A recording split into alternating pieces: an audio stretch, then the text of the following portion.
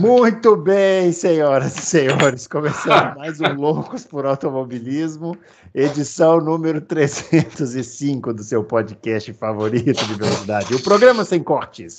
Sim, aquele programa que não tem cortes, aquele programa que a gente entra aqui e fala tudo que vocês querem saber. Aliás, eu estava vendo aqui hoje a edição das perguntas, né? Temos perguntas aqui, inclusive perguntas aqui sobre estúdio. O que é isso, Bruno? Não sei o que, querendo saber coisas pessoais. O pessoal gosta de saber. E aqui a gente responde tudo. Aqui a gente não faz filtro de nada. E é isso aí. Chamando o grande Adalto. Vocês já ouviram aí a voz dele, mas ele já vai aparecer novamente, agora de corpo presente, né? Tá irritado? Aconteceu alguma coisa aí com você? Você tá chateado? O que aconteceu? Tô tranquilo. Ah, então tá bom. Escuta, Bruno. Vai ter pergunta sobre o teu... Hoje eu vi algumas perguntas. Vai ter pergunta sobre o seu estúdio. Vai ter o meu super estúdio aqui, né? Estúdio maravilhoso, né? QG do Auto Racing. Os nossos twitters estão aparecendo aqui, né? O meu @BrunoAleixo80, do Adalto @Adalto Racing. Essa semana aí sem Fórmula 1, outra semana sem Fórmula 1, coisa triste, né? Ainda bem que esse final de semana tem a Fórmula Indy para dar uma alegrada nas pessoas, né? O Adalto também deve estar triste, porque ontem começou a Copa do Brasil, né? E o time dele deu aquela perdida, né? Então ele já tá um pouco chateado. Né? 2-0, né? 2-0. Hoje, daqui a pouco, estreia o meu time. Então, vamos acelerar aqui para a gente poder fazer essas perguntas, porque hoje é a minha vez de sofrer. Cada dia só. Mas eu não vi o jogo, eu não sou louco, eu não vejo mais. Não mexe com isso, né? Não mexo mais com isso. Faz bem. Eu só vejo agora esporte que eu, assim, até tenho alguns prediletos, mas, assim, não tem uma torcida para um, assim, entendeu? Tem uns prediletos, mas eu gosto mais do esporte. Futebol parei faz tempo. Não, é futebol brasileiro, né? Pelo amor, né? Somente brasileiro. É muito ruim, meu Deus. Depois vai vir uns aqui, eu tenho certeza que a gente tá falando isso aqui, vai vir algum engraçadinho falar assim, complexo de vira-lata. Mas não é que os times são muito ruins, né? Mal treinado. Olha, eu tenho 61 anos. O nosso futebol, durante a maior parte da minha vida, foi o melhor futebol do mundo. Agora? O Campeonato Brasileiro era o melhor campeonato do mundo. Isso. Não tinha para ninguém. Campeonato espanhol, inglês, era horrível quando passava às vezes. O Campeonato Brasileiro era espetacular. Tudo, né? Agora mudou. Né? Porque agora qualquer jogador mediano daqui vai jogar lá. Só fica os pernas de pau aqui, então não dá. Pernas de pau. Eu tenho implicância com os técnicos. Nossa senhora. Eu tenho a impressão que os caras não entendem nada, bicho. Eles põem os caras lá. Por isso que os portugueses vêm pra cá e fazem sucesso, né? Porque os caras estudam, né? Aí vem pra cá e faz sucesso. Eu vou te falar. Não todos também, né? Tem uns que não. Ô, Bruno, e você, confrade, está nos ouvindo. A seleção de 70, 74, 78, 82, que não ganhou, mas foi uma das melhores da história... Todos os jogadores jogavam aqui. Todos. Não tinha negócio de Real Madrid, né? O pessoal não sabia nem o que era isso. Né? Real Madrid achava que era tipo uma doença. Na década de 80, a Espanha fazia uns torneios lá, chamava de Ramon, de Carranza, não sei o quê, e convidava os times brasileiros. Os times iam lá e detonavam, eles pararam de convidar. Destruía os caras, entendeu? Eles pararam de convidar. Eles pararam, porque, não dá, os caras vêm aqui e ganham tudo, entendeu? Uma vez o Corinthians ganhou um torneio lá com um time horrível que tinha aqui. Horrível. Que tinha até uma musiquinha, não lembro agora, foi no meio dos anos 90, assim, uma musiquinha horrível. Naquela época já ia jogador brasileiro para a Europa. Não ia a rodo, como tem ido nos últimos, sei lá, 20 anos. Né? Mas só ia os melhores mesmo, os caras da seleção. E vendia caro, né? Agora é uns pernas de pau. Isso. Então, os times aqui eram muito... Hoje dá medo, cara. Dá medo de ver. Medo. Parece várzea. Jogo de time brasileiro dá medo. Esse jogo do Corinthians aí, ontem eu assisti. Você não assistiu, eu assisti, tá? Quer dizer, você assistiu? Rapaz, eu nunca vi uma coisa dessa. É impressionante. Assim, você fica. Foi esse do Corinthians e o do São Paulo também eu assisti. Assisti o jogo do São Paulo, jogou aqui no Morumbi aqui. Rapaz, os caras não conseguem acertar o passe, não é que lançamento, não. É tipo, o cara tá ali a 20 metros. Mas que 20? O cara não acerta. Capaz de 5, 6 metros. O cara não acerta 2 metros ali na frente ali, ó. Tá O cara não certo. acerta. Consegue errar. É muita ruindade. Bom, mas vamos falar do que interessa. Esse negócio de futebol não importa. Vamos falar de automobilismo, que isso que é bom, né?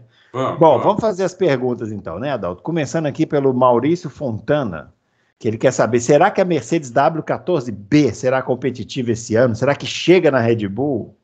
Começou com aquela pergunta assim na canela. Na canela, né? Não dá para saber, Maurício, se chega ou não, né? É difícil. Olha, a maioria dos campeonatos de Fórmula 1, diferente de futebol, que a gente estava falando até agora há pouco, tem favorito, e na maioria das vezes favorito ganha. Né? Desde sempre. Isso não mudou muito, isso continua desde sempre, entendeu? Então é difícil, por quê? Se o piloto é bom, o piloto tem que ser bom, é lógico, mas geralmente nos melhores carros estão os melhores pilotos. Você não tem pé de breque em carro bom. É muito difícil acontecer isso. É difícil. Você tem o Verstappen. Às vezes acontece, né? O Patrese, por mas... exemplo, andou na Williams de 92, ora, como não? Quem? Patrese, pô. Aí o Patrese foi demais, né? Mas, por exemplo, quem você acha pior, o Patrese ou o Pérez? O Patrese. Não, o Patrese era bem fraco em Adalto. Você acha o Patrese pior que o Pérez? Porra, tá louco. O Patrese era muito ruim. Nível. Não. O Patrese era muito fraco. Um dia nós vamos fazer aqui um ranking dos piores, aí nós vamos botar esses caras dos anos 90. A gente faz por década. E olha que o Patrese andou em muito carro bom, hein? O Patrese, ele disputou, acho que, sei lá, mais de 200 corridas, né? Ele era o recordista. Até o Rubinho bateu o recorde, ele era o recordista. Ele só andou em equipe boa e ele ganhou 3 corridas na carreira dele, inteira. O que ele fazia para conseguir andar só em carro bom, inclusive no melhor carro da história, que era o Williams? Então, talvez ele tivesse alguma qualidade no desenvolvimento do carro, feedback, alguma coisa assim, mas enfim. Bom, vamos lá. Adriano Aguiar pergunta, vocês dariam um prazo para o Pérez ou no meio do campeonato colocaria o Daniel Ricciardo? Prazo para ele mostrar resultado? Para mim, o Pérez é melhor. O Ricciardo já era. O segundo semestre dele, o ano passado dele, foi horrível. Agora, o segundo semestre dele, ano passado, foi bizonho. Foi bizonho, entendeu? Não tem condição. Não tem defesa, né? O Pérez pode não estar no nível do Verstappen, mas está ali, né? É isso. O Vespa é para um segundo no Ricciardo. Atualmente, entendeu? Também acho. Aí ele não põe o segundo no Pérez. Não. Entendeu? Não põe. Né? Mas no Ricciardo acho que ele apura, não tem condição. É o Pérez, né? E se não for o Pérez, se a Red Bull quiser trocar o Pérez, quando acabar o contrato dele, que é só no ano que vem que acaba, mas se bem que a Red Bull tem cláusula de saída, pode tirar a qualquer hora. Tem que pôr um avião lá, ou então deixa o Pérez mesmo, entendeu? Você vai trocar 6 por meia dúzia, Bruno? Não, pra quê? Tá lá, deixa lá. Você põe um avião lá, entendeu? Eu queria que eles fossem atrás de um piloto para bater de frente com o Verstappen, mas a gente sabe como é que funciona, né? Essa coisa aí. Então... difícil isso. Hoje, não, ele falou, hoje, nós até colocamos uma notícia, o Cristiano, porque os pilotos têm que se desafiar, nós gostamos disso. Papo furado. Se ele quisesse isso, ele põe um avião lá, entendeu? Então, mas o Pérez não tá. O Pérez começou bem. Não dá para contar a Austrália que o carro dele quebrou, o carro dele não tinha condição no treino, ele largou em 20º, chegou em 5º, que tá bom, o Pérez é isso aí, entendeu? Não adianta querer mais, porque não ia ter mais, é isso. É isso aí. O Saulo Dantas, Adalto, me tire uma dúvida, o motor Honda tem mais velocidade do que os motores Mercedes? O motor Honda tem mais velocidade que os motores Mercedes? A Red Bull é mais rápida por causa do DRS triplo ou é o motor que faz diferença? É o conjunto, né? Conjunto, que eu saiba não é motor, Saulo. né? A Red Bull ela já sai mais rápido da curva, ela sai mais rápido das curvas, então ela já tem uma vantagem aí. Aí ela dá aquela puta estilingada na saída de curva, porque ela tem muita tração, tem tem aquela suspensão que o carro não faz isso, entendeu? Então, então é por isso, entendeu? Então eles já saem, eles já fazem a curva um pouquinho mais rápido, eles dão o pé antes e o carro obedece. Então, eu acho que o motor aí não está fazendo diferença. Pode ser que o motor Honda tenha 8, 10 cavalos a mais, mas não. Então, isso que eu ia falar. Ruim não é, né? Ruim não é o motor. Né? Lógico que não. No motor de 1.100 cavalos, isso não faz diferença, é irrelevante, entendeu? Ó, o Alisson pergunta: tenho lido teorias sobre Hamilton na Ferrari. Só teorias, né? Acreditam que isso poderia acontecer em 2024? Por que o time não foi receber o Hamilton após o P2 na Austrália? Muitas teorias dizendo que a equipe se voltou para o Russell. E aí, qual é a dose de verdade ou surto nisso? E apoia a teoria também na ida do engenheiro-chefe dele para a Ferrari esse ano?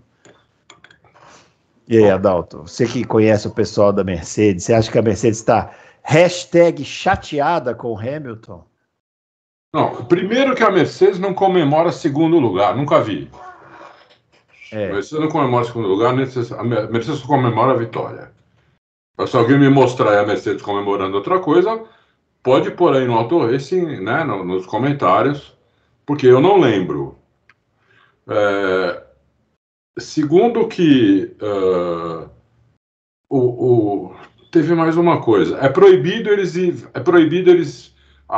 FIA proibiu eles irem pro. A FIA proibiu de ficar na grade. Ficar na grade, entendeu? Então eles falaram, não, vamos esperar ele aonde? Lá fora, em que lugar, entendeu? Então, acho que foi isso. E estavam chateados também com o que aconteceu com o Russell, né, que poderia fazer uma ótima corrida, acabou quebrando. Mas eu não cheguei como você vê, né? Eu falei com o Dudu e nem falamos disso, né? Eu acho que o Hamilton não vai para a Ferrari, mas nem se pagarem $1 bilhão para ele vai. Eu também acho que não. O Hamilton não tem esse perfil, assim, pelo menos não que eu veja, assim, de procurar esse tipo de desafio mais. Ele já teve, tanto que ele foi para a Mercedes, né? Saiu da McLaren e foi para a Mercedes. Sim. Mas, assim, para ir para a Ferrari agora, chegando no final da carreira... A não ser que fosse um pacote. Ó, a Ferrari resolve contratar o Adrian Newey, trazer de volta que também não vai sair da Red Bull, já falou Ross isso. Brown, chegar no Hamilton e falar, ó, nós vamos ter Adrian Newey e Ross Brown lá, e queremos você como primeiro piloto, você vai? Aí eu acho que ele pensaria. Mas como isso não vai acontecer, entendeu? Simplesmente ele sentar lá no lugar de um ou de outro, não importa de quem, nesse momento, não importa de quem, o que ele ia fazer? Ele ia ser 2 décimos mais rápido por volta? Não adianta nada. Até cansada aquela bagunça lá e falar, chega. Muito bem, vamos lá. O Leginaldo Remy, olha o Leginaldo aqui fazendo graça. Ó. Com a ajuda de um software de inteligência artificial que produz imagens, fiz uma caricatura do senhor. Você não tinha visto, meu. Senhores, somos nós. Um pouquinho mais velhos, apresentando Bom, o Fábio Campos, se tivesse um pouquinho mais velho, estaria no caixão, né? Porque ele já é bastante velho. Apresentando a 1000ª edição do Loucos. Conseguem identificar quem é quem? Espero que não se importem com a brincadeira. Peçam pro... eu não... Deixa eu anotar o tempo aqui. Vamos ver se o editor consegue colocar essa charge aí. Eu vou fazer comentários. Ô, Adalto, você tá vendo aí, está gravando, não tá mostrando tempo não, né? Deixa eu ver. Mais ou menos eu vou botar aqui. Tá mostrando tempo. Quanto tempo? 16 minutos e 50. Beleza, então vamos colocar aqui. É muito bom isso daí. Ó, essa charge, deixa eu fazer comentários aqui sobre essa charge que você está vendo aí na sua tela. Primeiro, eu pareço um mendigo. Tá na rua bebendo, né? Tipo, muito loucão, assim. Puta arregalado. O Adalto, sabe o Carlos Ghosn, aquele que era da Renault, que foi preso? O Adalto tá igualzinho, Carlos Ghosn. E o Fábio, eu não sei nem dizer o que era, eu não sei nem falar o que a inteligência artificial falou, que fez aqui. Não sei. Talvez o Adalto saiba, eu não sei. Eu não sei também. Eu sei que é muito bom. ficou muito engraçado isso aqui. Meu, como o pessoal é criativo, né, meu? Sério, isso aqui ficou muito bom, meu. Ficou excelente. Parabéns, que eu fiquei parecendo um mendigo desses assim, parecia que eu tô na sarjeta, sabe? Assim, isso fiquei. E o Adalto ficou a cara do Carlos Gosner. Procura a imagem aí depois de vocês verem. Ó, vamos lá. O César Augusto. Seria possível, Adalto, a Mercedes fazer o carro de 2024 ainda este... Nossa, olha esse papo da Mercedes começar o carro antes, todo ano, né? Agora, depois que a Mercedes caiu, começa já. Só que acho que agora está mais cedo do que o normal. Seria possível a Mercedes fazer o carro de 2024 ainda este ano, para colocar na pista nas últimas corridas e ver se os dados que eles têm no túnel de ventas CFD correspondem à realidade? Todas as equipes passam por esse problema de correlação entre simulação e realidade no nível que a Mercedes tem passado. Só se ela quebrar o teto de orçamento, né? Aí ela pode fazer até 3 carros e colocar, né? César. O que a Mercedes está fazendo, ela está mexendo nesse carro devagar.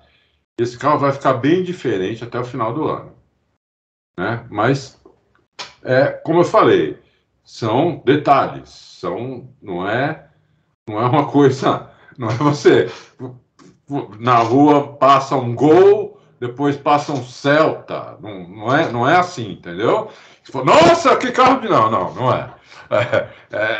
As diferenças são elas são pontuais, mínimas, detalhes, entendeu? A gente até pôs aquela matéria aí do DRS comparando o DRS da Red Bull, da Mercedes e da Ferrari. Tem que desenhar em volta para a pessoa ver a diferença. Senão, nem olhando você não vê.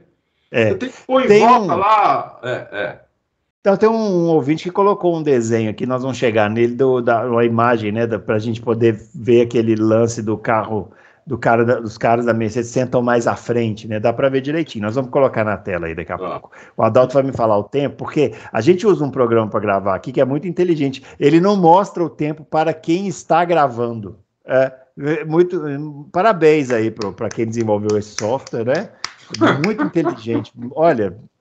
Parabéns, vocês estão de parabéns. Ó, o Alisson, esse Alisson fez várias perguntas. Como eu estou muito bonzinho, e semana que vem a gente está numa questão aqui que talvez não tenha um programa na quinta-feira e tal, mas o Adalto vai informar isso aí, eu vou ler as perguntas. Mas fez muita pergunta, hein, Alisson? Muita pergunta. Tem que deixar espaço para os outros. Ó, sobre a Red Bull, na Austrália, a equipe passou por boa parte do FP3 trabalhando no carro do Pérez. Outros 5 minutos no Q1, e disseram que nada encontraram quando recuperaram o carro na breta. Foi a mensagem da Red Bull ao Pérez. Sossegue aí que o nosso piloto número 1 é outro? E o Norris? Estaria definida a cláusula de saída no contrato dele? Ainda não conseguiu um carro competitivo e o tempo está passando. O Norris deve ter cláusula. A gente não sabe qual é a cláusula de saída dele, né? Ele tem, porque todos têm, né? Mas deve ser uma cláusula de saída onde a equipe, sei lá, não seja quinto lugar, não sei o quê. Ele só vai sair de lá, o Norris, se for para ir ou para a Red Bull ou para a Mercedes. Deixa eu te falar uma coisa. O que é uma cláusula de saída para o Norris? Ele vai para onde? Aí que tá. Tem cláusula de saída. Pô, a cláusula de saída é: se a equipe não estiver, sei lá, em terceiro até o meio do ano, ele pode sair. Não, a equipe está em sexto. Então vou sair. Vai para onde? Esse que é o problema, Alisson. A minha opinião, particular, é que ele vai ser o substituto do Hamilton. A não ser que o Hamilton dê a louca dele e resolva ficar mais 10 anos na Fórmula 1. Mas como eu acho que isso não vai acontecer, entendeu? Eu acho que ele é o substituto do Hamilton. Por enquanto, ele é o substituto do Hamilton, na minha opinião. Mas o Hamilton, você viu, o Hamilton não quis assinar. Totó quis assinar no começo do ano. Hamilton, não, peraí, na semana inteira, vamos ver isso mais pro final do ano. Né? Então, isso aí já deu uma dica para nós, que ele quer ver como é que o carro vai ser até o final do ano. Porque ele não vai ficar lá que nem o Alonso. O Hamilton não é um Alonso. O Alonso tá há 10 anos na Fórmula 1 sem vitória. Certo? Uhum. Só em carro que não tem jeito de ganhar corrida. Sem pole. O Hamilton não vai ficar, não vai fazer isso. Já ficou o ano passado sem vitória e sem pole pela primeira vez na carreira, né? Pela primeira vez na carreira, então em 2007. E se esse ano acontecer isso de novo, esquece, ele vai embora. Eu acho que ele se aposenta e vai embora. Uhum. Então na minha opinião, entra o Norris. Sobre a mensagem para o Pérez, não sei. É difícil a gente falar isso daqui, né? Porque você, né? Não sei se você já ouviu falar esse ditado. Você afaga com uma mão e bate com a outra. Eu acho que eles fazem isso com o Pérez, entendeu? O Christian Horner vai lá e dá uma declaração bonita a favor do Pérez. 2 dias depois vai o Hamilton Marco e malha o Pérez, entendeu? E aí, na hora de perguntarem para o Verstappen diz que não sabe de nada, entendeu? Aí o pai do Pérez primeiro fala que é tudo filha da puta lá na Red Bull, depois fala que não era bem assim, entendeu? Não estão sacaneando meu filho, então, mas isso aí é meio que normal, entendeu? Eu continuo com a minha tese. Eu acho que o que aconteceu com o Pérez é que eles sabem que ele bateu de propósito em Mônaco, não vão falar, entendeu? E ficou esse jeito assim, tipo assim, ó, a gente vai te aguentar aqui, para você não fazer igual o Nelson Piquet e jogar a farofa no ventilador se a gente rescindir seu contrato. Mas não vai ter moleza também, não. Eu acho que a situação do Pérez na Red Bull é mais ou menos essa daí. Pode ser. E o revide, talvez, do Vespa tenha sido Interlagos. Sim. Entendeu? Não, tenha sido Interlagos, tenha sido Abu Dhabi, que a equipe falou assim, dá uma segurada aí pro Pérez. Ele falou assim, não, fala pro Pérez andar mais rápido, que a pista tá, ó, chupeta. Foi assim que ele falou? Eu acho que o Pérez, ele calculou bem mal essa manobra dele em Mônaco e ele se deu... Tudo bem, ele ganhou a corrida, mas ele se deu mal no ambiente interno ali, ficou ruim para ele. Tem um contrato. Ele ganhou a corrida porque alguém quebrou. Quebraram, quebraram e teve aquele lance do Leclerc com o pneu, né, que ele trocou. Trocou de pneu antes na hora errada. Mas eu acho que, em termos de clima, ele jogou mal porque ficou pesado. Ele tem o contrato, vai ficar na equipe, porque a equipe não vai... Né, se meter a besta de rescindir o contrato por causa disso, porque o caso Singapura já mostrou o que acontece, né, quando levam as últimas consequências. Se você reparar bem, essa batida do Pérez lá em Mônaco é muito parecida com a do Piquet, com a diferença de que o Pérez deu o pé e tirou, só para trazer ele embora, e o Piquet foi não mais tirou. Sutil, né? O Piquet tirou. Deu o pé e não tirou mais. Vamos guardar, porque daqui a pouco vai ter perguntas sobre isso. O Cido Dantas pergunta, hoje a Mercedes vive de mimimi para dar audiência e virar manchete. Já começou mal, hein, Cido? Palavras fortes aqui do Cido para começar. Precisa me... Não, vamos ver se o Bruno sabe, ele me explica. O que é? Mimimi, eu não sei o que é isso. Eu não sei o que é mimimi. Essa é uma coisa que surgiu muito forte aqui no Brasil uns tempos para trás aí. Eu nunca entendi muito bem, né, o que é mimimi, porque geralmente quando o pessoal usa o mimimi, eu percebo que quem está no suposto mimimi geralmente está com a razão. Mas vamos lá. Wolff e Hamilton se especializaram nessa forma de comunicação que é retroalimentada nos diversos canais, com ênfase na audiência positiva e negativa e sua repercussão. Falta-lhes competência para ir à luta e sobra preciosismo. Qual a contrapartida para continuar incentivando tal comportamento, que já cansou? Eu não sei dizer. Vamos lá, vai. Vamos lá. Você fala que os caras não são competentes. A Mercedes ganhou 8 títulos mundiais seguidos. Os caras ganharam de 2014 a 2020 todos os campeonatos. Todos. Hamilton ganhou 7 títulos, 6 com a Mercedes. Então esquece esse negócio de não ser competente. Mais competente que isso eu nunca vi. Pode ser que tenha, eu não vi ainda. Né? Então, não estou dizendo que é a mais competente do mundo, mas você falar que isso não é competência. Outra coisa, forma de comunicação Toda a Fórmula 1 vive de marketing. Todo mundo ali fala um monte. E depois disso fala. A gente acabou de dar o exemplo da Red Bull. Ferrari é a mesma coisa. Entendeu? Os pilotos são a mesma coisa. Eles vivem de marketing. Eles vivem de gerar notícia positiva e negativa. Todos eles. Não é a Mercedes. É a Mercedes, a Red Bull, a Ferrari, o Alonso. Todos eles são as equipes maiores que dão mais repercussão. Agora, por que está tendo mais repercussão do Alonso do que tinha nos anos anteriores, né? Nos últimos 10 anos? Porque agora ele está andando na frente de novo. Então agora o que ele fala dá repercussão. Né? Porque não estava dando. O Alonso falava um monte, ele não tinha parado de falar. Só que não repercutia, porque estava andando atrás. Então é assim que funciona, Cido. Né? Por isso que tem notícias de Fórmula 1 todo dia, de quase todas as equipes. Você entra no site todo dia. É assim que funciona, amigão, o negócio lá. Se não tiver isso, acaba a Fórmula 1. Inclusive. É isso aí. Ó, Murilo Carvalho, esse carro de 2023 é o melhor de todos que o Adrian Newey já construiu. Mas vai chegar uma hora que a Red Bull vai estagnar por causa da limitação de túnel de vento. Queria saber de você, Adalto, se você fosse o Christian Horner e o Adrian Newey e tivesse que escolher, qual opção você escolheria? Dava uma de Senna e gastava todo o túnel de vento no começo do ano para abrir vantagem e administrar no final do ano? Ou dava uma de Prost e economizava o túnel de vento agora para queimar munição no final do ano e acabar melhor o campeonato? Bom, Murilo, eu acho que eles estão dando, pelo seu exemplo aí, uma de Senna, porque eles já saíram muito na frente. É verdade. Saíram muito na frente. Os outros agora têm que correr muito atrás, estão correndo muito atrás, né? E em classificação, você vê que eles estão melhorando os outros. Né? Tanto é que agora, na última corrida, que foi só 3 esse ano, mas a diferença foi só 2 décimos. É uma diferença ridícula, 2 décimos. Só que na corrida a diferença ainda é 1 segundo. Entendeu? Uhum. Que na corrida é que importa, né? Yeah. Porque não gasta pneu, porque o carro é mais equilibrado, porque o carro tem mais saída de curva, tudo.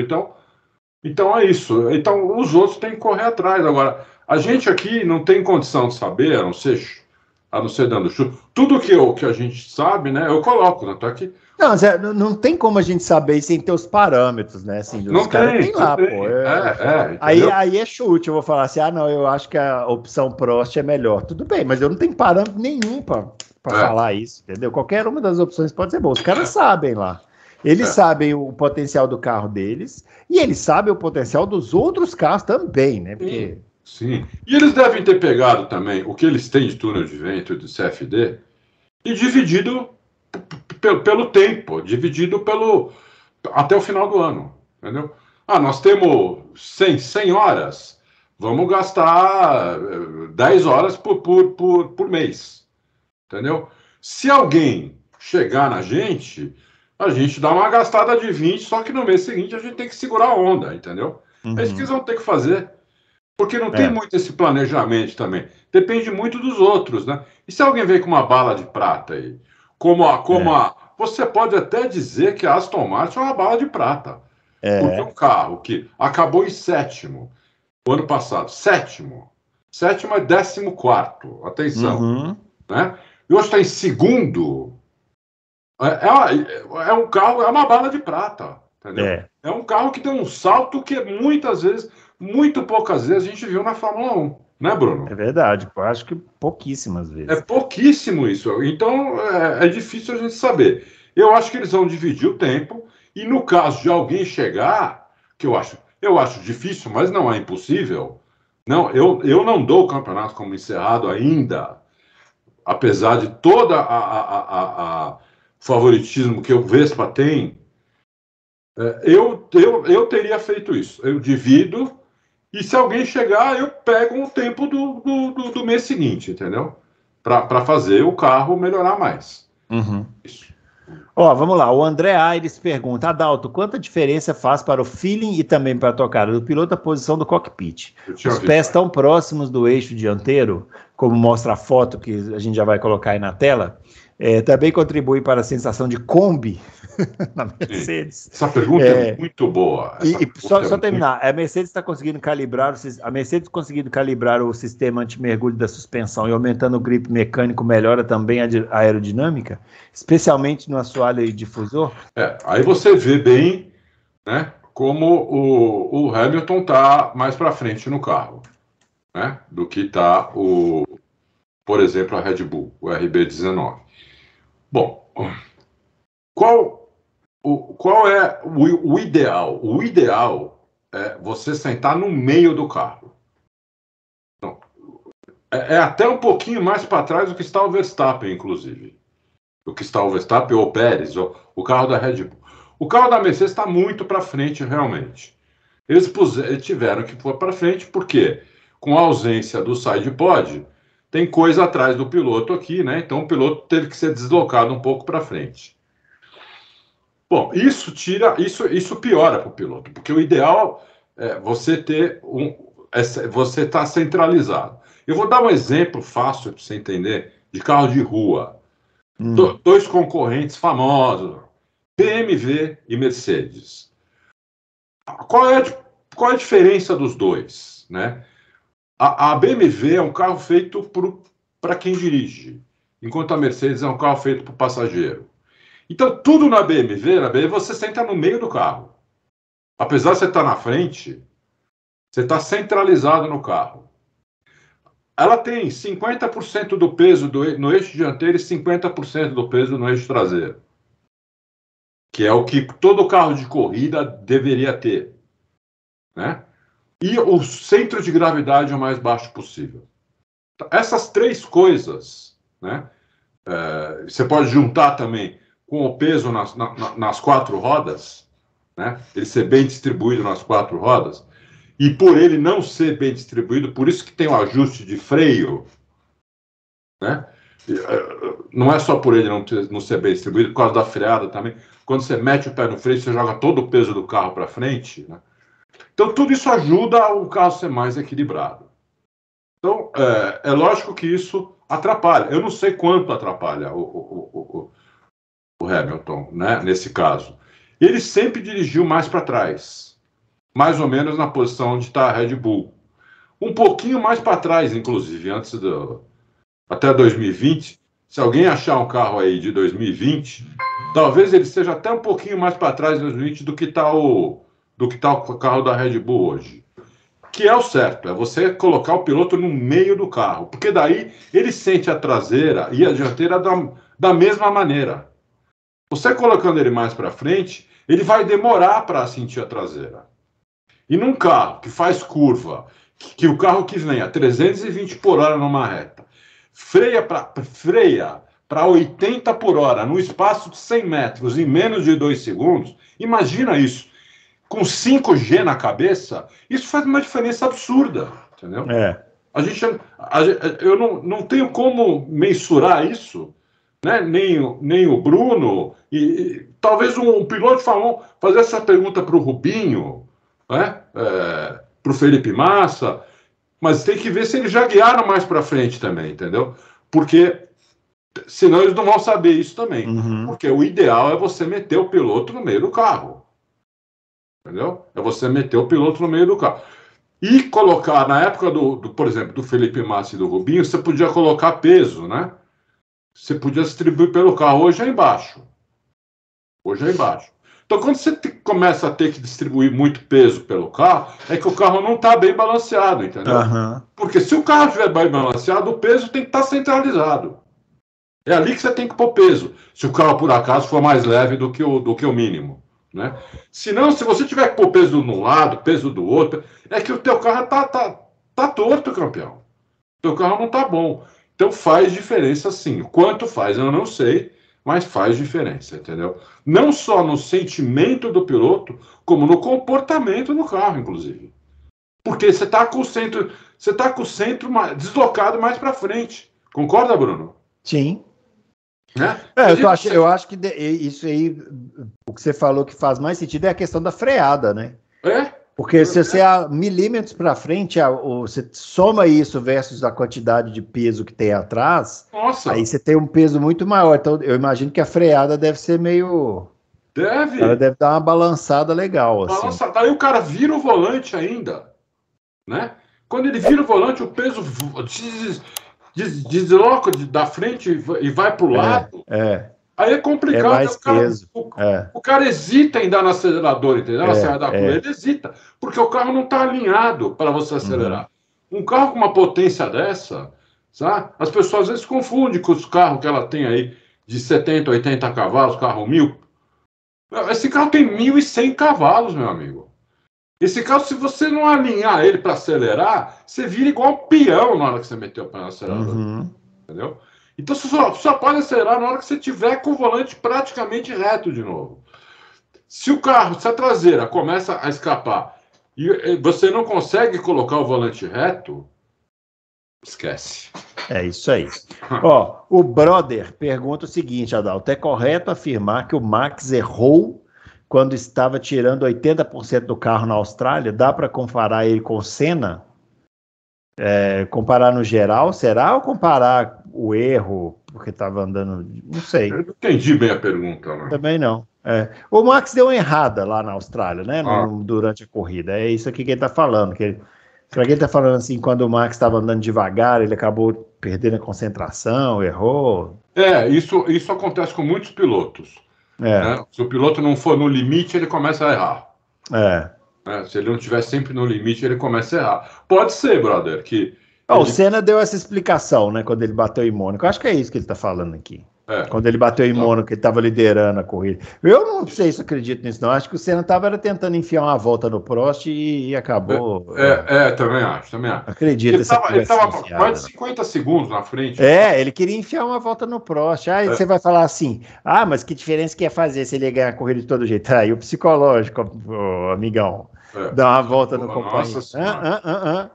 Nossa, você mata o cara. Você mata o cara. Ó, Diego Silva, saudades, toda a confraria, Adalto, Bruno, grande Adalto, muito bem.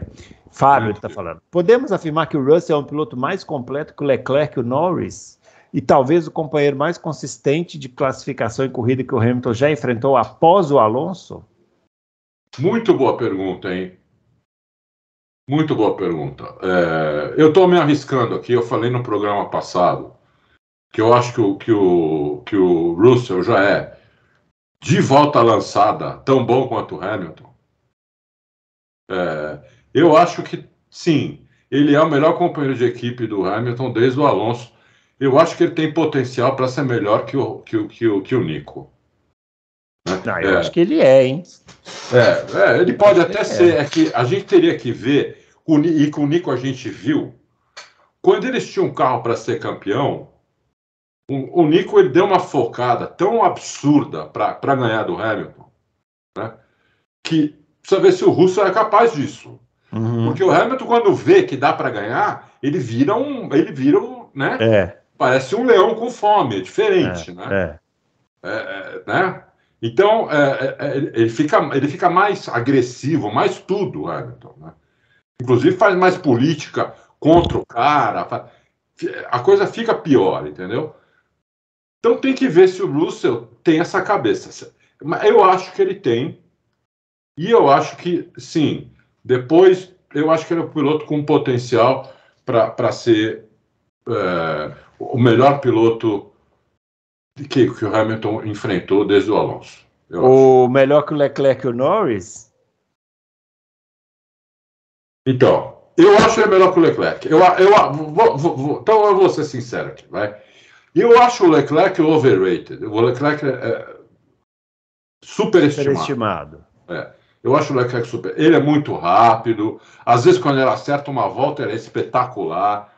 Mas isso, às vezes, até o nosso amigo colombiano lá fazia. O olho arregalado lá, o venezuelano. O Pastor Maldonado. Pastor Maldonado. Eu achei que você ia se trair, você ia botar o Montoya na conversa. Não, né? Para mim, falta consistência pro Leclerc.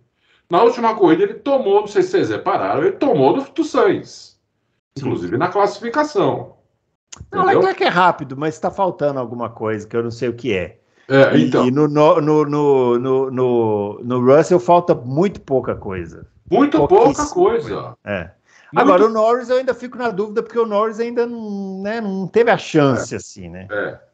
Então, eu fico na dúvida também, mas o Norris, eu tenho uma coisa dentro de mim que me diz que ele é muito bom, ele está no nível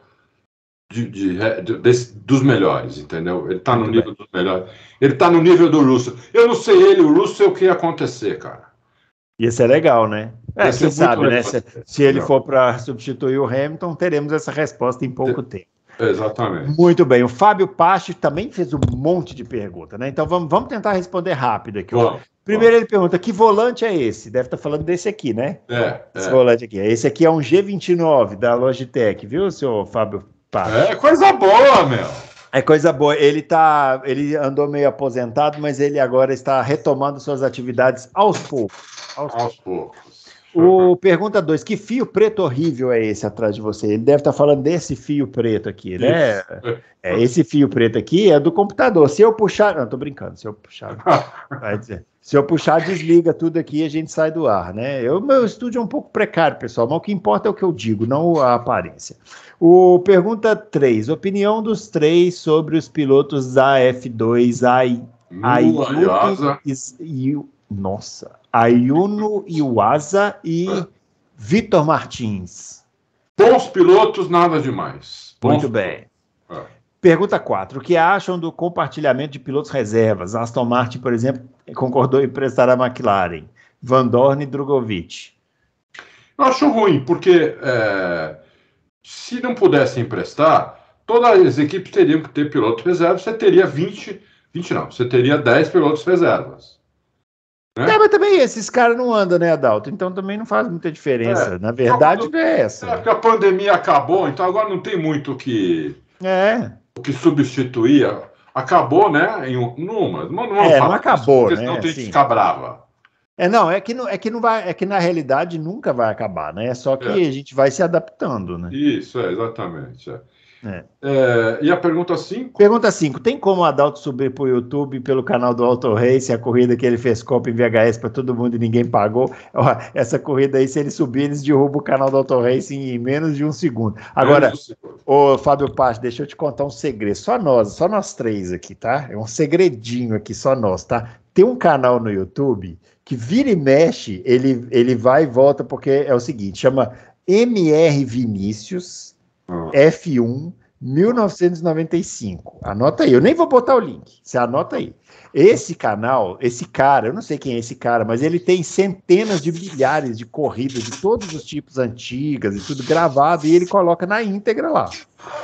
Vira e mexe, alguém derruba o canal dele. Aí fica uns meses fora, depois volta, entendeu? Isso. Neste momento está no ar. Então, se você quiser assistir... Nossa, aproveita, vai lá. Aproveita. Se você quiser assistir o Grande Prêmio o Grande Prêmio de Donington Park da Europa, que é esse que o Adalto falou aqui, corre lá que tá lá. Tá lá.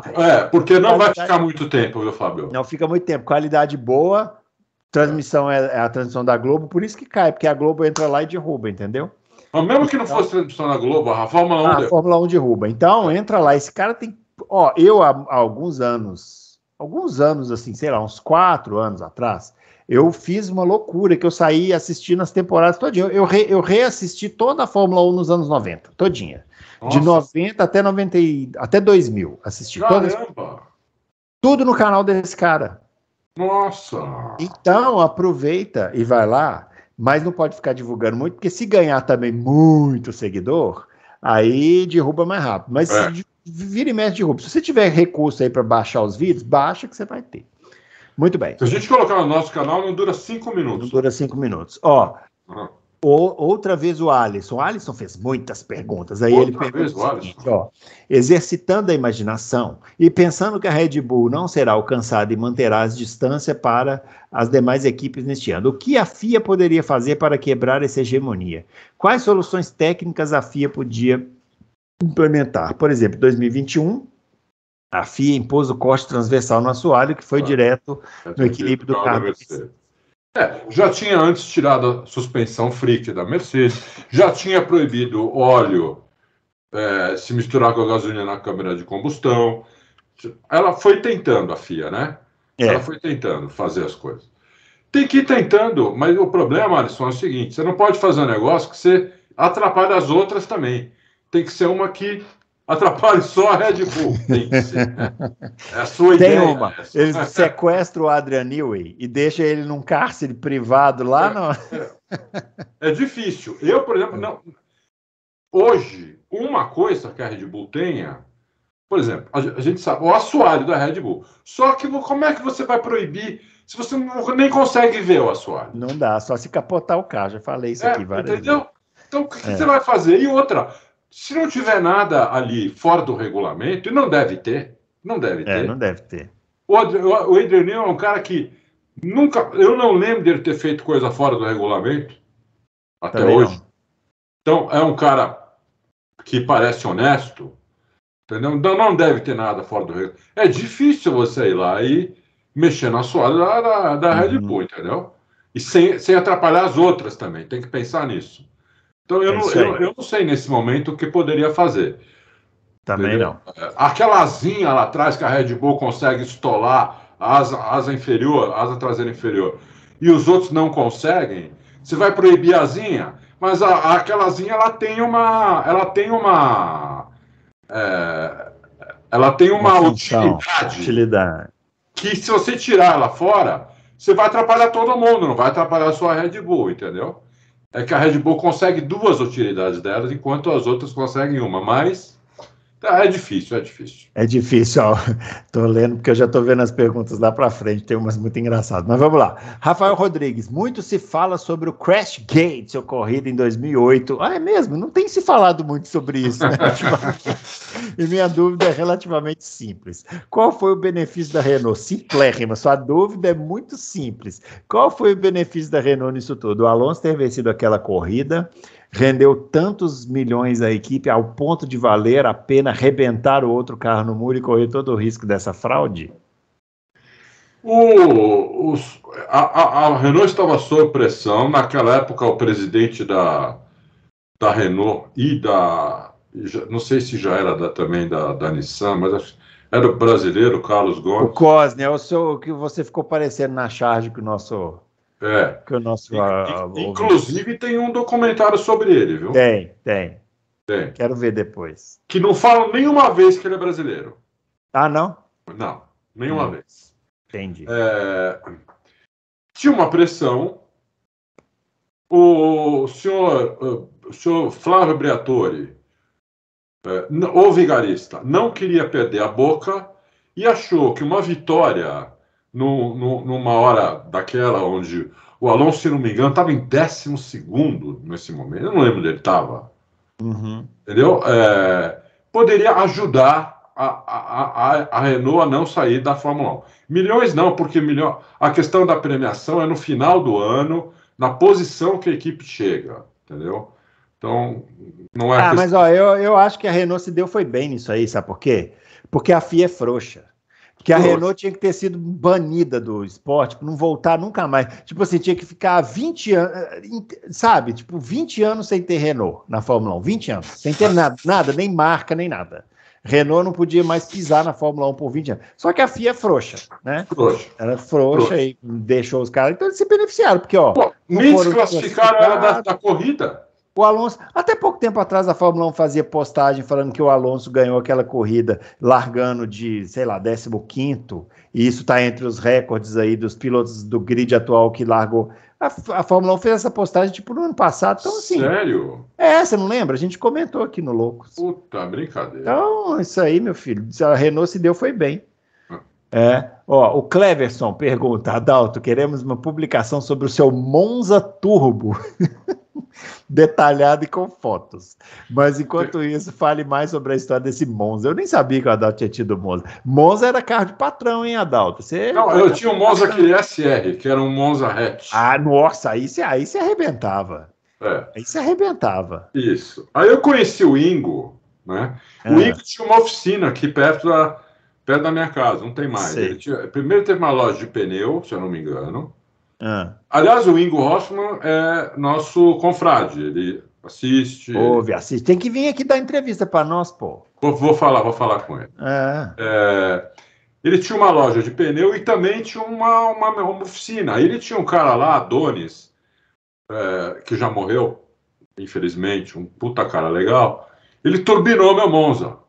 Sei. E, inclusive, o Monza usava um carburador de um outro carro, porque o carburador no Monza não dava para pôr turbo, não sei o que. O Monza ficou um canhão. Só que o Monza não tinha chassi, não tinha o resto para acompanhar. E eu andava com 2 kg de pressão. Ele fez para andar com 1 kg, eu andava com 2. Então, o carro era um monstro. Né? O carro era um monstro. Então, tá aí. Foi na oficina do Ingo, um cara chamado Adonis, que era o chefe da oficina. Ele era turbinado, ele era um Monza SR. Sabe que uma vez, o Bruno, eu fui para Campo Jordão com esse Monza. E só que eu tava assim, eu troco os pneus antes de ir ou depois, que eu tava com o pneu já no bagaço, né? Sei. E o Monza era tração dianteira, né? Sim. Então você imagina um carro turbo, 2 kg de pressão na tração dianteira. E com pneu careca. Com o pneu careca. Né? Não fala careca, não fala careca, slick. Pneu slick. Eu comecei a subir a serra feito um louco e grudou em mim aquilo da Volkswagen. Pô. Gol? Hã? Um Gol? Uma piruinha da Volkswagen. Paraty. Uma Paraty. Sei. Uma Paraty. Eu falei, a Paraty começou a querer passar, cara. E eu com turbo a 2 quilos. O turbo a 2 quilos. Bom, fomos até lá em cima. Eu tive que atravessar ela em curva umas 3, 4 vezes para não ser ultrapassado. Olha o que você viu que cidadão piloto, o que ele faz, né? É impressionante, não aceita ultrapassar. Depois vocês falam aí. Tive que atravessar, mas estava tão fácil de atravessar. Aquele carro estava tão ruim de pneu que era dar um toque no volante, ela já atravessava, assim, entendeu? Então, e quando chegou lá em cima, o cara emparelhou comigo, nós chegamos em Campos, era um piloto. Famoso, caramba, não sei o quê. Sei. Foi muito legal isso daí. Foi racha involuntário. Muito bem, agora vamos aqui às perguntas do Alisson. Mais perguntas do Alisson. O Alisson hoje pautando o programa. E ele pergunta quais as principais mudanças que vão ocorrer no regulamento de 2026. Motores, pneus e regulamento técnico. E quando ocorrem essas mudanças, qual a antecedência mínima para essas definições que permitam que as equipes se preparem? Bom, já está, né, definido, né? Já podem se preparar, né? Não, mas o regulamento fino demora ainda. Por exemplo, ainda a gente não sabe qual vai ser o combustível, só sabe que não pode ter carbono. Mas ainda não sabemos qual é o combustível. Vai ter mudança, certamente, na questão do efeito solo. Né? Vai ter questão na mudança de pneus. Por exemplo, a FIA abriu aí a concorrência para quem quer fornecer pneus e um monte de montadora se cadastrou lá, né? E agora ela vai esperar as propostas. Mas, por exemplo, tem montadora de pneu, tô falando. Né? Fabricante de pneu, vai. Montadora de pneu tá errado, é fabricante de pneu. Que só quer ir se tiver concorrente. Não quer sozinha. Duas delas. Que tem a guerra de pneus. Isso. Bridgestone e Michelin não querem fornecer sozinhas. Elas querem só se tiver concorrente. A Pirelli parece que só quer sozinha. Só continua se for sozinha. E aquela Anco que eu não sei, mas você tem aí algumas, né? Então, tudo isso ainda vai ser decidido. Nós estamos aí em 2023, né? Começo de 2023. Tudo vai ser decidido ainda. Não dá para saber, a gente só sabe por enquanto, certo, é que os motores não vão ter mais carbono. Agora, eu não sei nem se isso não pode mudar. Porque chega lá em 2020, chegamos no final do ano que vem, 2024, e eles não conseguiram ainda fazer alguma coisa que substitua a gasolina, né, ou o álcool, o que quer que seja, alguma coisa que não tenha carbono, eles vão ter que rever isso também, né? Como, por exemplo, a Alemanha já reviu. A Alemanha, há 10 anos atrás, ela pôs que a partir de 2030 não poderia mais ser vendido carro a combustão na Alemanha. E só ia poder carro elétrico, carro que não emitisse carbono nenhum. Ela já passou isso para 2035, carro novo e carro usado 2040. Entendeu? Porque não está fácil para achar substituto. Então, é isso, Alisson. Outra pergunta do Alisson, pergunta a seguinte, da McLaren de Senna e Prost, sabemos que a convivência dos dois era péssima, e que o Ron Dennis era quem colocava panos quentes.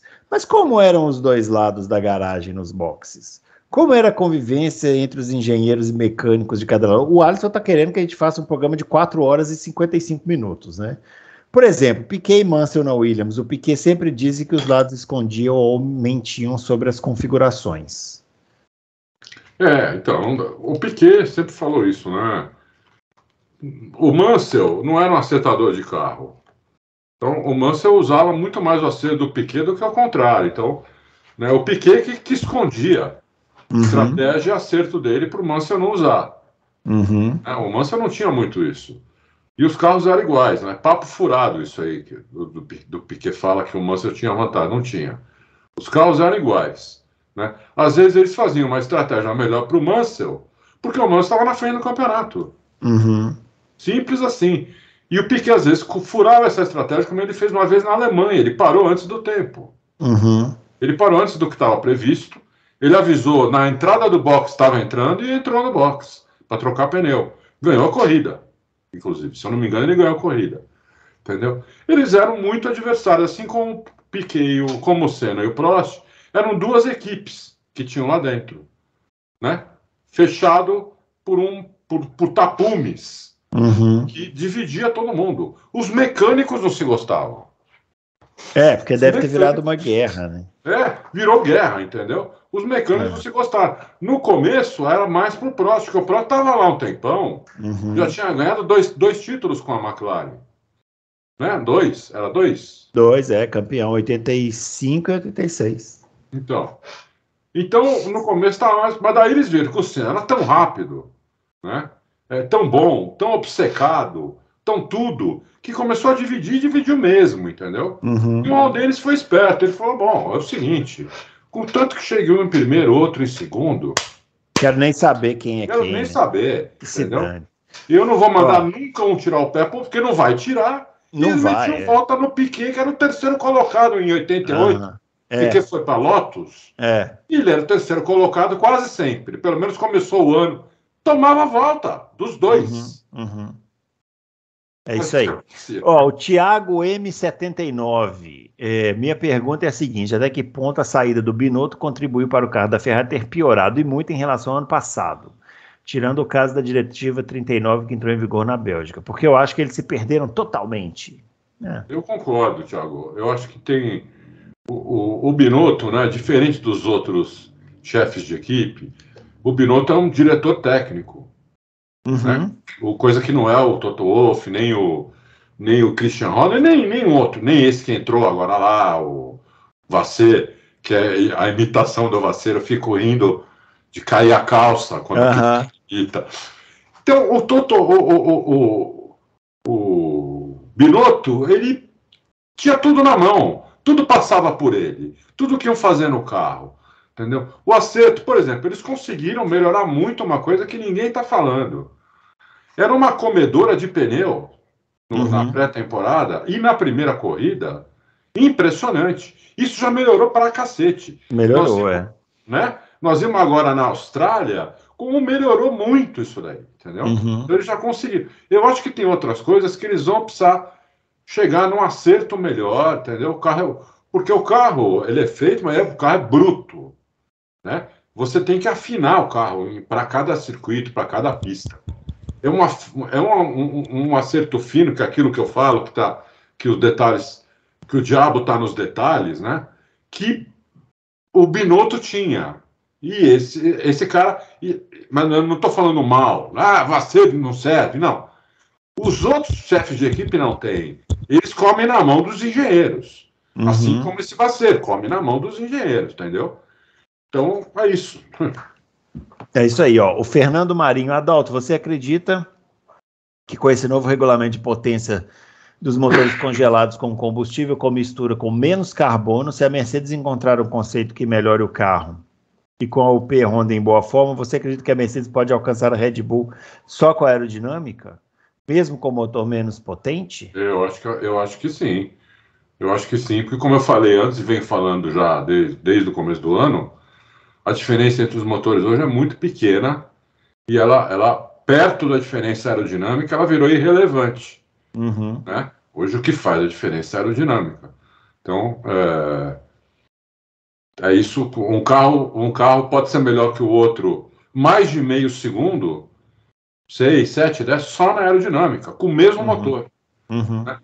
Já podia. Você lembra, a Williams sempre usou motor Mercedes. Né? Aston Martin está usando o motor Mercedes já faz 3 anos. A McLaren está usando o motor Mercedes. Né?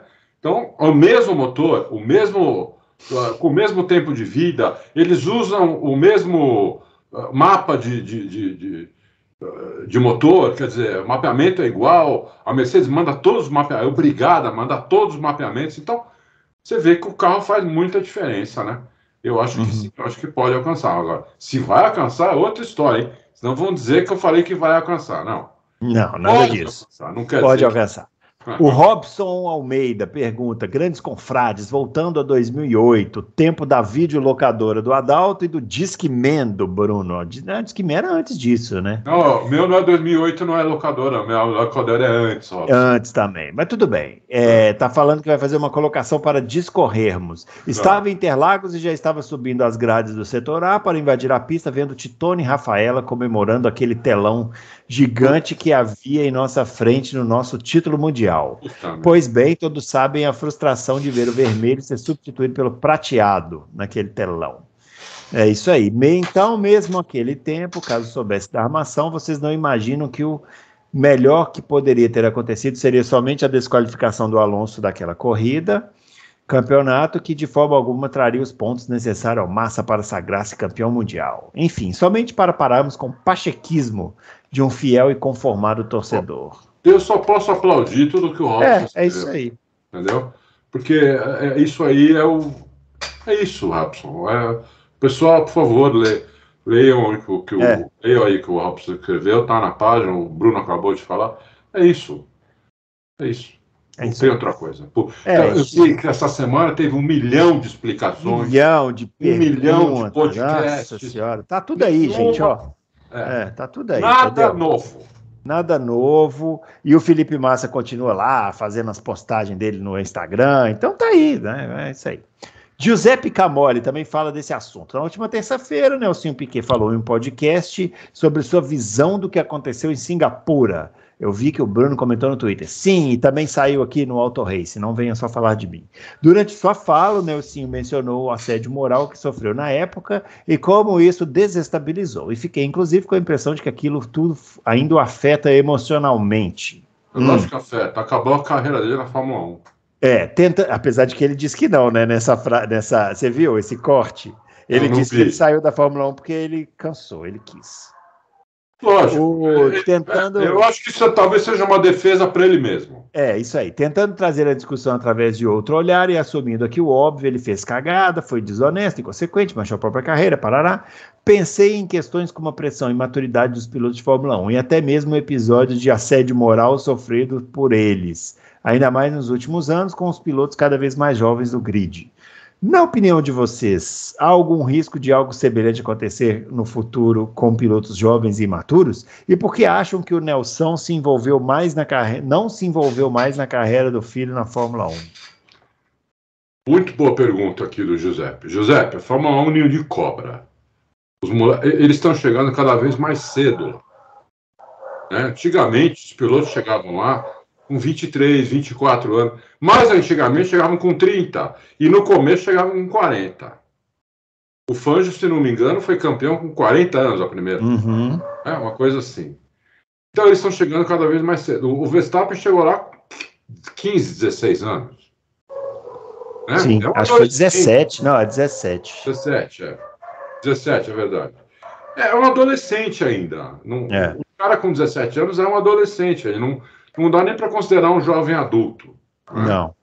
É um adolescente. Então, por isso que você vê alguns pilotos com os pais lá. O Hamilton, quando chegou lá, o pai não saía do lado. Uhum. Aí teve que brigar com o pai depois de uns 2, 3 anos para o pai ir embora. Para o pai não ir mais junto com ele. O pai do Verstappen vai até hoje. Já não vai em todas as corridas.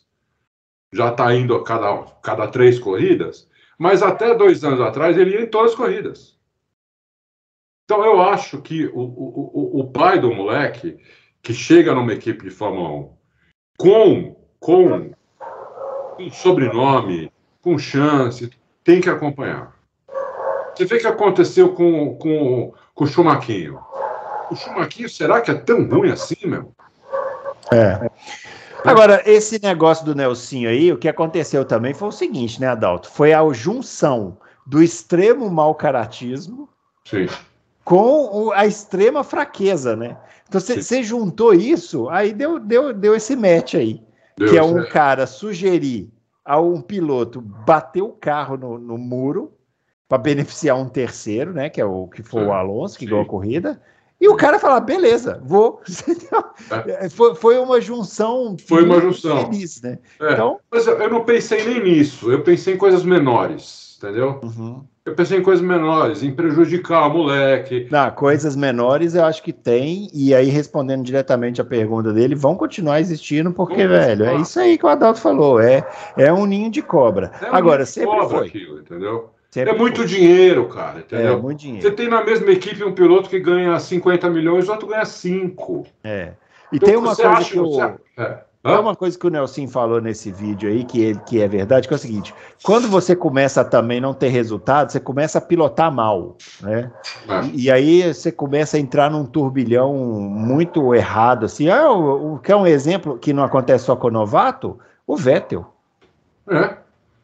O Vettel, que é experiente. Tetracampeão mundial. Tetracampeão do mundo. Na hora que chegou na Ferrari, lá que o Leclerc começou a incomodar, o Vettel começou a girar igual o peão da casa própria, meu amigo. Não parava na pista. Piloto experiente. Piloto experiente. E não era velho, hein? Também já tinha 40 anos, não. Não, piloto no auge aí da forma. Exatamente. Da forma firme, não deu conta da pressão. Então, isso mesmo. Muita cabeça, muita força mental. Você sabe que essa pessoa fala pouco, mas esse rompimento do Hamilton com a treinadora dele, a Angela Curran, e ainda não ter um outro... Estranho, né? É estranho. Estranho. Muito bem, vamos lá. William Macedo Silva. Sou das antigas, frequento o site desde 4 meses de criação. 4 meses dele ou 4 meses do site? Aí fica... deve ser do site. Já ouvi todos os loucos... Grande William Macedo. É isso aí. Meu pai é o William Macedo Silva, Bruno. Silva, foi isso que eu falei, não? Sugestão de matéria, relatos do Mate dentro do possível sobre as reuniões que definiram os conceitos dos carros posteriormente aos verem os resultados. Seria interessante ver as visões diferentes e a continuidade este ano. William, isso seria muito... Olha, é muito difícil conseguir isso. É muito difícil. Mas quem sabe, né? O Antônio Andrade pergunta: acho muito legais informações passadas pelo Dude e pelo Mate. Como anda o projeto de adquirir é ótimo, um informante na Ferrari? Olha, o nome dele vai ser Bambino, mas eu já tenho o nome dele já faz uns 5 anos, só falta... E até hoje não rolou. É que o Adalto leva ele só em pizzaria ruim quando vem aqui em São Paulo, aí o cara não gosta, ele tem que levar em pizzaria boa. Mandem indicações de boas pizzarias para o Adalto levar essa fonte dele aqui, encher a cabeça do cara de vinho e sair de lá com a belíssima... Você sabe que da última vez eu achei que fosse dar certo? Porque foi um amigo do Mate que saiu da Red Bull e foi para a Ferrari. Eu falei, pô, agora vai dar certo. Mas não rolou. Não rolou. Rio do Lima pergunta relacionada ao passado. Na opinião de vocês, quem era mais rápido em 2005, Fernando Alonso ou Kimi Raikkonen? Mais rápido? Porra, mais rápido é difícil, hein? É difícil. Eu posso responder posso responder igual o Quiabo? Eu acho que eles eram muito rápidos os dois, não sei dizer quem era mais rápido, só que o Alonso era mais completo que o Kimi. É isso aí. E o Kimi tinha mais carro aquele ano, hein? Tem que falar a verdade também, né? É que o carro da McLaren quebrava muito, mas era melhor. Francisco Malta. A Red Bull está sobrando e tudo leva a crer que o Verstappen ganhará o campeonato novamente com antecedência. Quantos pilotos do grid atual seriam campeões no carro da Red Bull? Tipo, esse eu cravo. Checo Pérez da outra garagem. Vários. Assim. Vários, né? Vários pilotos. Todos da primeira prateleira e da segunda, alguns também. Então, o carro da Red Bull. Russell, aqui, vamos falar a verdade. Com o carro da Red Bull e o Pérez da outra garagem, isso. Praticamente todos aí. É mais fácil falar quem não seria. O Stroll, aquele menino, os dois da Haas lá, os velhinhos da Haas, né? O Magnussen e o Coy, talvez não, né? Olha, com o ídolo que ele falou agora que não, eu já daria o troféu antes de começar. Antes de começar, né? Antes de começar. O troféu joinha aqui, ó. Isso. E vamos agora fazer um campeonato à parte aqui. Isso. Fazer um campeonato tipo o Pelé naquele prêmio da Placar na bola de prata, né? Na bola de ouro, né? Isso. Vamos lá, ó. Éder Rodrigues, um dia ele vai perder dinheiro com o Stroll, ele vai parar com essa bobagem. Vocês vão ver, espera, aguenta aí. Éder Rodrigues, amigos do automobilismo, o que vocês acharam da reestruturação da McLaren? Foi boa, ruim ou apenas para gringo ver? Por enquanto foi bem ruim, né? Não tá dando resultado. O cara que eles contrataram só vai poder trabalhar no que vem, no carro do ano que vem. Então, esse ano vai ser um terror a McLaren, eu acho. Né? Porque agora eles não têm um diretor técnico lá, um engenheiro, né? Como eles tinham, mandaram o cara embora, não tem um para colocar no lugar, né? Então a equipe dele é que está vendo se consegue melhorar o carro. De repente, Bruno, é uma puta oportunidade para alguém ali. Sim. Que a gente não sabe. Né? Quando o Adrian Newey foi trabalhar na Fórmula 1, ele foi trabalhar na Fittipaldi, para quem não sabe, né? como estagiário, né? Ninguém imaginava que ia ser isso que ele é.